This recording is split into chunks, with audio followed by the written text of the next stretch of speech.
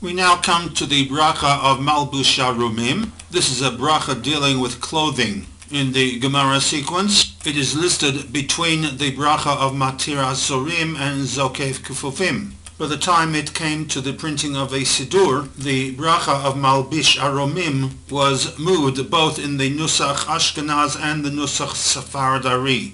In the Nusach Ashkenaz, it moves up a notch and comes after the bracha of Pokeach Ivrim. So you have a sequence of Pokeach Ivrim, MALBISH AROOMIM, and Matir Asorim. In the Nusach Sephardi, the MALBISH AROOMIM moves down a notch, so that the sequence is Pokeach Ivrim, Matir Asorim, Zokef Kufufim, and then MALBISH AROOMIM.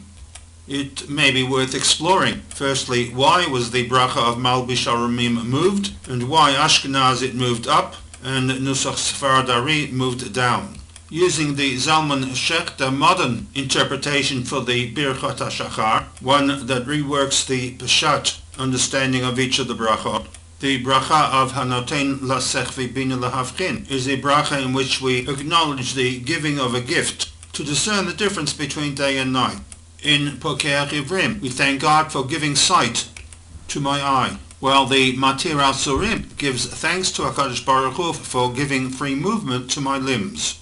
Zokef Kufufim for helping me stand upright, and MALBISH AROOMIM is a bracha in which we thank God for giving me clothes to wear, which from the very outset is somewhat of a puzzling bracha. As to what exactly is the thrust of this bracha? Is it an appreciation that you are born and live in the 21st century, that we have a wide variety of clothing?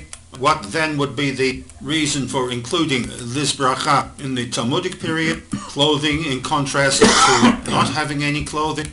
It's a bracha that needs clarification and teasing out.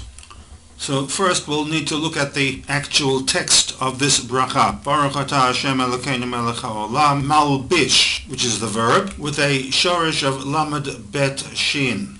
Lamed bet shin, to clothe, to wear, to put on a garment. So we have here an acknowledgement to a God who clothes the Arumim, the poor and the impoverished.